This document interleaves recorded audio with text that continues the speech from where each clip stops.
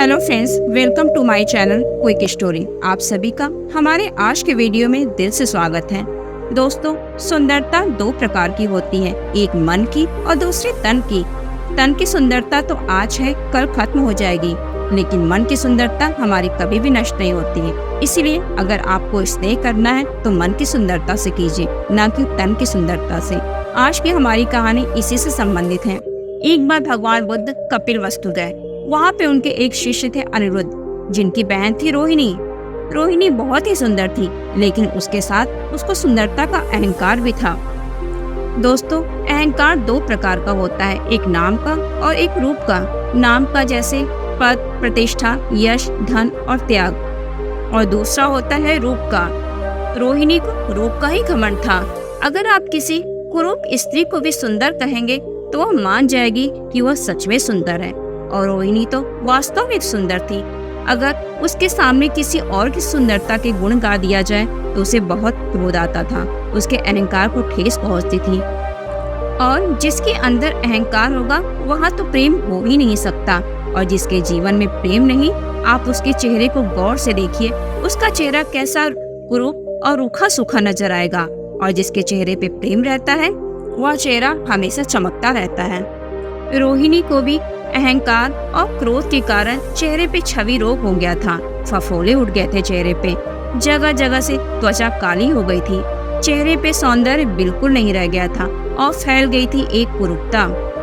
अनिरुद्ध बुद्ध के खास शिष्यों में एक था। इस बार जब वह कपिलवस्तु आया तो वह भिक्षु बन चुका था। सारे गांव के लोग उससे मिलने आए, उसके चरण को छूने के लिए गए, पर रोहिणी नहीं गई।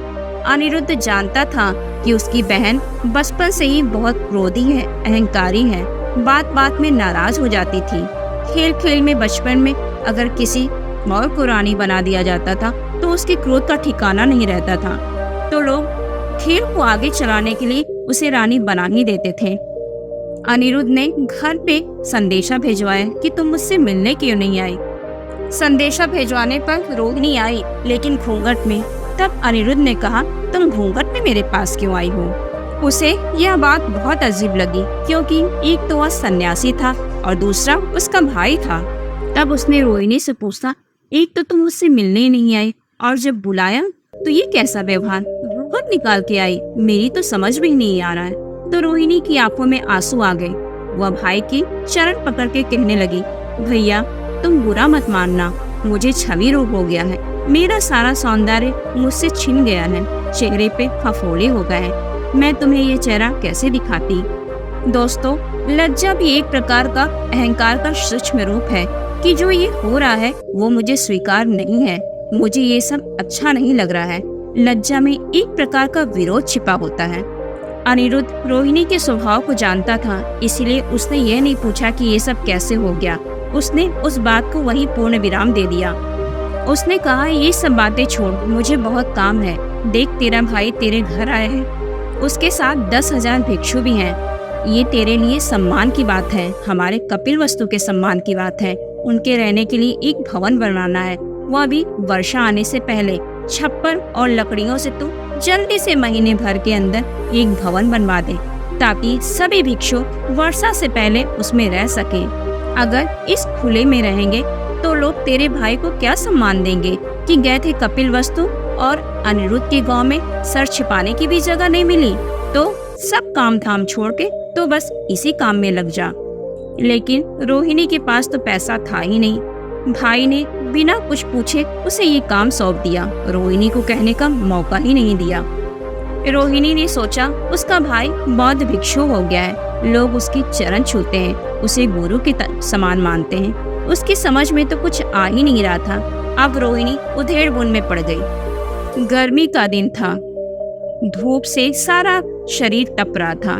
शायद इससे पहले कभी रोहिणी इस मौसम में दोपहर को घर से निकली हो। उसका धूप में चेहरा खराब हो गया था, लेकिन अब यह समय सोचने का नहीं था। लग गई वह अपने काम में, सब कुछ भूल गई। धूप पसीना क्या होता है उसे जरा सा भी होश नहीं था। सबसे मुश्किल काम तो ये था कि उसके पास पैसे बिल्कुल नहीं थे, तो उसने अपने जेवर ही बेच दिए। अपने सारे जेवर बेच दिए, अपने सारी कीमती साड़ियाँ भी बेच दी, और न जाने क्या क्या घर का कीमती सामान जो उसका सबसे प्रिय बचा था सब बेच दिया। काम जो इतना बड़ा था, खुद धूप में खड़ी होकर मजदूरों के साथ काम करवाती रही। जब धूप में खड़े होकर उसने अपने आप को पसीना बहाते देखा, तब उसे समझ में आया कि कितनी मेहनत करते होंगे ये मजदूर सारा दिन पैसा कमाने के लिए। तब कहीं जाकर परिवार को पैसे मिलते हैं। और एक हम थे जो अपने रूप के गुमान में धूप से निकलते भी नहीं थे, लेकिन अहंकार ने मेरा वो रूप भी मुझसे छीन लिया। मजदूरों के काम करने की गति देखकर उसे संतोष हो गया था कि उसका भवन वर्षा होने से पहले ही बन जाएगा। अचानक एक सुबह जब रोहिणी ने अपनी छवि देखी तो उसे बिल्कुल विश्वास ही नहीं हुआ। उसका चेहरा तो एकदम साफ हो गया था, उसका छवि रोग बिल्कुल खत्म हो गया। कितनी औषधि लगाई, कितना जतन किया, 2-4 दिन बाद फिर वही हो जाता था। कोई जड़ी बूटी भी काम नहीं आ रही थी। पर यह क्या, बिना किसी जड़ी बूटी के उसका चेहरा बिल्कुल साफ, दाग रहे, सुकोमल, वही पुराना सुंदर हो गया था। दोस्तों, हमने 90% रोग खुद ही पैदा किए और फिर उसको ठीक करने के लिए चढ़ पड़ते हैं। रोग को पैदा करते हैं और उसे ठीक करने की फिक्र में पूरी उम्र गुजार देते हैं। रोहिणी का 99% रोग ठीक हो चला था, फिर भी वह भगवान बुद्ध से मिलने के लिए नहीं गई। तब एक दिन स्वयं भगवान बुद्ध ने उसे बुलाया और पूछा, जानती है रोहिणी, यह रोग तुझे किस कारण हुआ? तो रोहिणी बोलती है, नहीं बनते। भगवान कहते हैं, यह तेरे अत्यधिक क्रोध के कारण हुआ है और करुणा से यह अपने आप दूर हो गया। क्रोध तो जरा अहंकार का ही परिणाम है। तुझे अपने रूप पे इतना अहंकार था कि जरा सी चोट लगती थी और तू क्रोधित हो जाती थी, तेरा अहंकार सामने आ जाता था। अनिरुद्ध ने ठीक ही किया, तेरा भाई तो वैद्य निकला, ठीक ही किया उसने तुझे इस तरह काम देकर।